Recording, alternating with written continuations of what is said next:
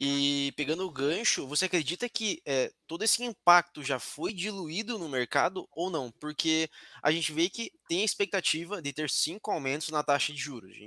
Isso pode ser contrariado aí ao longo do ano, a gente vai ver como é que vai se dar o cenário, mas você acredita que tendo essas altas consecutivas na taxa de juros, o Bitcoin pode continuar essa queda ou ele vai talvez se mostrar resiliente como em alguns outros anos? É claro que o cenário é diferente, a gente vê uma institucionalização do mercado cripto em geral maior e tudo mais, mas como é que você enxerga isso para esse ano?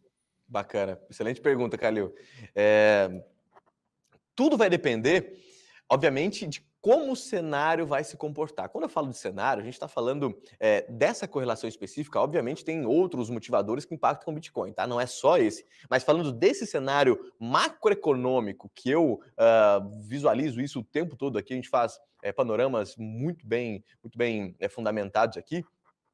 Baseado nesse cenário, em relação ao cenário inflacionário macroeconômico, o que vai acontecer? Pessoal, a gente está vendo o petróleo cada vez mais alto. Petróleo que estava $40 até pouco tempo atrás. Ele bateu quase $89 hoje, o petróleo barril Brent. E a expectativa, de acordo com o Goldman Sachs, que soltou um relatório ontem, é de que em poucos meses, aí, até o primeiro semestre de 2022, agora em junho já, o petróleo chegue na casa dos $100. Mas, Luan, o que você está falando de petróleo? O que tem a ver com o Bitcoin? Pessoal, petróleo é a base de qualquer produto. E se não é a base do produto, ele foi transportado de alguma maneira, ou de balsa, de barco, de trem, de caminhão, de carro, e esses veículos de locomoção são movidos a petróleo. Então, petróleo tem impacto em absolutamente tudo. Se eu tenho petróleo cada vez mais caro, naturalmente eu tenho uma inflação cada vez mais alta também, porque os produtos ficam mais caros. E justamente essa é a previsão do Banco Central e de todos os bancos centrais do mundo. Banco Central da Europa, da Alemanha, da Inglaterra, dos Estados Unidos, do Brasil também, de que a inflação apareça cada vez mais. Se a inflação vai aparecer cada vez mais, as taxas de juros precisam estar cada vez mais altas, certo?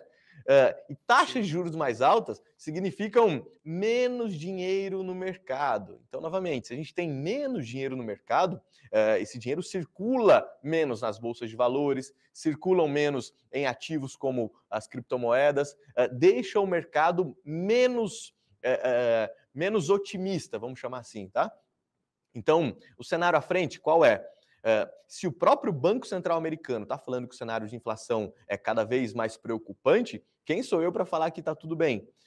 Tanto é que, informação importante, Calil, que o próprio Banco Central americano e também o brasileiro, até poucos meses atrás, falavam assim: pessoal, fiquem tranquilos, a inflação é transitória. O que significa isso? Que a inflação está alta, mas vai diminuir. O primeiro foi o Banco Central brasileiro, de falar: olha, pessoal, acho que a inflação não é mais transitória, não, o bicho está pegando aqui, vamos subir a taxa de juros. Saímos de uma taxa de juros a 2% aqui no Brasil e estão batendo 9,25%. Já tem precificado aí 10,75% para a próxima reunião. E alguns falam até em 13% ainda esse ano. Ou seja, a taxa de juros disparou, taxa Selic, taxa básica. Nos Estados Unidos, o presidente do Banco Central americano, o Jerome Powell, ele comentava sobre essa inflação ser transitória também. O que significa isso? A inflação está alta em carros usados, em casas novas, em produtos alimentícios, em petróleo também. Ou seja, ele falava: olha, a inflação está alta, mas é momentâneo, vai acabar. Aí ele falou: a inflação é transitória. Na reunião seguinte, ele falou: a inflação poderá ser transitória. E na última reunião, ele falou: esqueçam o termo transitória, a inflação veio para ficar. Então, os próprios grandes, os caras gigantes, os maiores do mundo, estão falando: olha, vamos nos preocupar com a inflação. Por isso, vamos subir a taxa de juros. Taxa de juros mais alta enxuga a liquidez do mundo, liquidez enxugada, naturalmente, tira o ímpeto aí de criptoativos, de ativos em geral, tá certo? Obviamente, tem outros, como eu comentei, tem outros motivadores que seguem as criptomoedas. Então, de repente, a gente, para esse momento, o cenário não é tão positivo. Novamente, de acordo com o cenário macroeconômico, a gente teve uma queda de $5.000 em relação ao preço do Bitcoin e até agora ele não voltou. Pessoal, a ata do Banco Central americano saiu no dia 5 de janeiro. Hoje já é dia 19, então o mercado de criptoativos acabou ficando nessa região. Obviamente, daqui a pouco aparece uma outra aplicação, um outro fundamento que joga essa moeda para cima, que novamente descorrelaciona ele com o cenário macroeconômico e aí volta a ser um ativo que tem motivadores próprios. Tá? Mas por enquanto, Calil, até me estendi um pouco mais aí na resposta, mas por enquanto o cenário tende a permanecer como está. Não vejo muito otimismo em relação a esse ativo.